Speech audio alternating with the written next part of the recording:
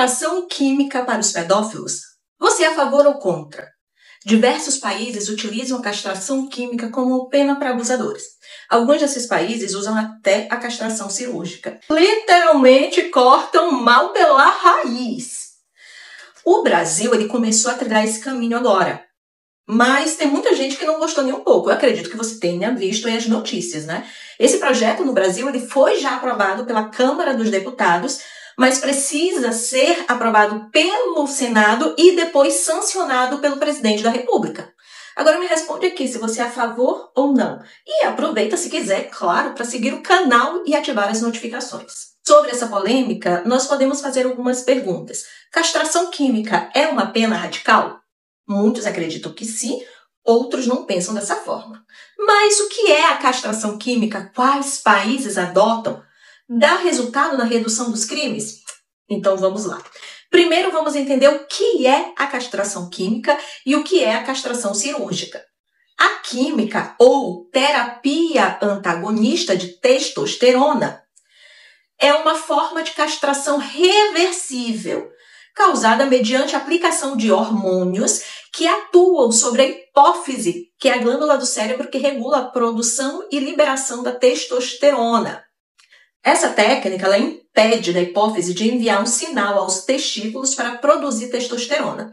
Assim, dessa forma, ocorre uma queda nos níveis de testosterona e, consequentemente, no desejo sexual. E nos níveis de violência do indivíduo. Entre as substâncias mais utilizadas para essa finalidade estão o acetato de medroxiprogesterona e o acetato de leuprorelina.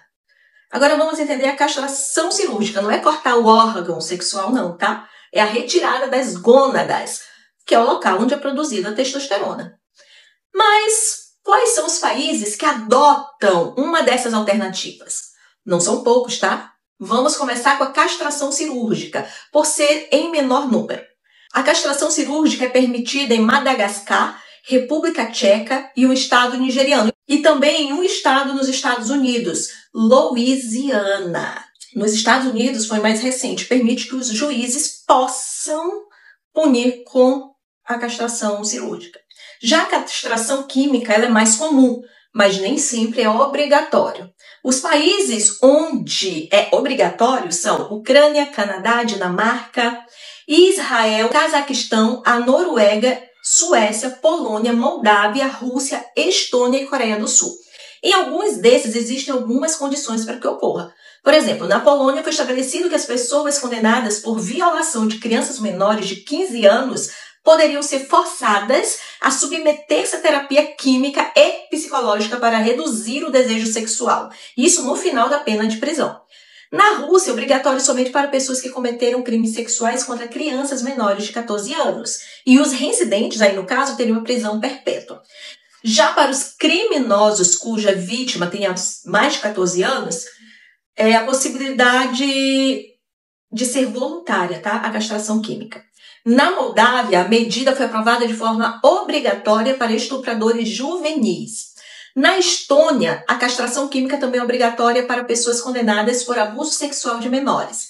Entretanto, os tribunais que devem impor esse tratamento por um período máximo de 3 anos. Na Coreia do Sul, a utilização do tratamento hormonal é para pessoas condenadas por pedofilia e que tenham mais de 19 anos de idade. E que também o tribunal considere inclinado a reincidir. Se a pessoa tiver ali uma propensão a cometer novamente. Já esquecendo, nos Estados Unidos, 9 estados, os juízes podem impor a castração química. São os estados Geórgia, Louisiana também, né? Montana, Oregon, Texas, entre eles, tá? Tem mais alguns aí. Agora vamos para os países onde não é obrigatório. Alemanha, no Reino Unido, Austrália, Espanha, França e Argentina. Na França, por exemplo, é uma opção para o preso que faz acompanhamento psicológico. Ela só é permitida com consentimento e autorização médica, isso por conta dos riscos graves à saúde. Já na Alemanha, é uma opção em ambientes psiquiátricos forenses, para criminosos sexuais que são doentes mentais e perigosos, e estão ali internados nos hospitais de alta segurança.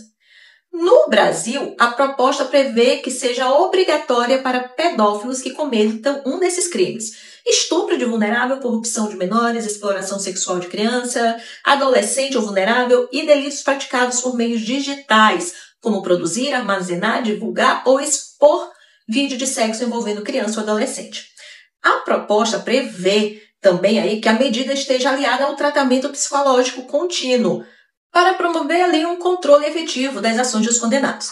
Uma outra ação que prevê é o Cadastro Nacional de Pedófilos, que incluirá informações como fotografias de pessoas condenadas por crimes ligados à exploração sexual de crianças e adolescentes. Quem me segue já sabe que eu cobro muito no cadastro desses, mas para que a população tenha acesso. Mas as polêmicas já começam por aí. Tá expondo indivíduo, submetendo ao constrangimento. Dessa forma, ele não conseguirá emprego e será cada vez mais humilhado, causando muita dor e sofrimento. Bora lá. E a dor e o sofrimento dos que são abusados? Outra polêmica está aí no fato dos comportamentos criminosos requererem uma abordagem comunitária. Esses que são contra usam pesquisas que dizem isso, que a integração da sociedade é um componente importante para reduzir a reincidência. E a reentrada após o encarceramento requer comprometimento da comunidade, eliminação da discriminação na contratação e redução do estigma. Tudo isso mantendo a segurança pública e reduzindo o risco de reincidência. No papel é muito bonito, já na prática temos mais polêmicas. Um deles, o fato da maioria desses medicamentos aumentarem significativamente os riscos de doenças cardíacas, depressão, AVC. Mas se considerarmos ainda a balança, o que importa mais? Outro questionamento é o custo. Aí eu também concordo, tá? Porque o efeito ele é dependente da medicação. Sem a medicação, o efeito é reversível. Na Coreia do Sul, por exemplo, o custo anual é de R$27 mil por indivíduo. E olha que lá o número de criminosos é bem menor que no Brasil. Aqui esse valor total seria o que? Estratosférico. Acabaram-se as polêmicas? Não, existe uma maior ainda. A castração química reduz ou não os crimes sexuais? Os que condenam a prática trazem os números que mostram o aumento dos casos de estupros. Sim, os números são cada vez maiores, eu sei. Mas será que esse aumento se deve aos reincidentes castrados ou aos indivíduos não castrados, reincidentes ou não? Vamos ver os dados dos Estados Unidos.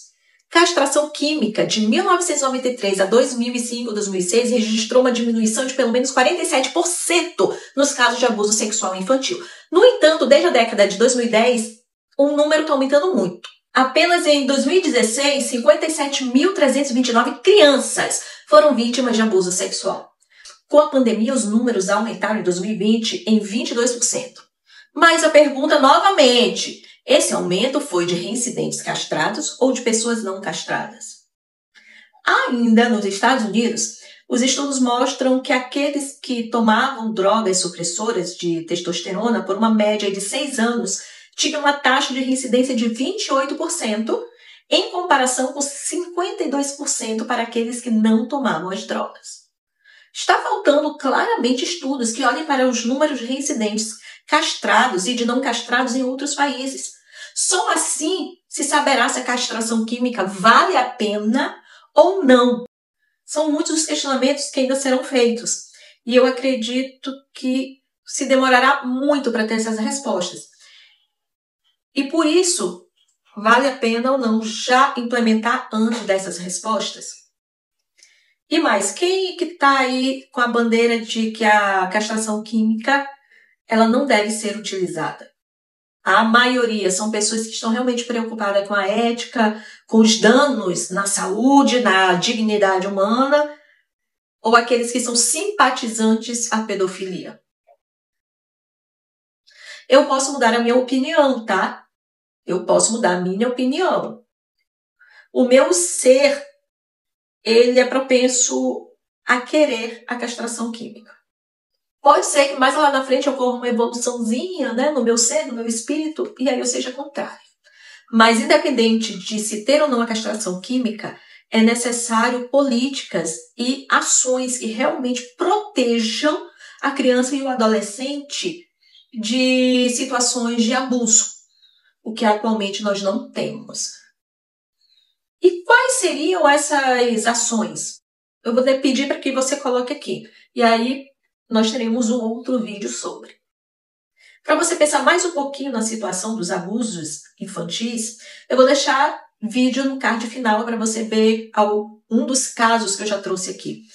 E claro, agora, finalizando, eu quero fazer aquele pedido, caso você queira, seguir o canal, ativar as notificações e dar um like e compartilhar, porque isso ajuda muito o canal. Me despeço agora, fica com Deus, até o próximo vídeo.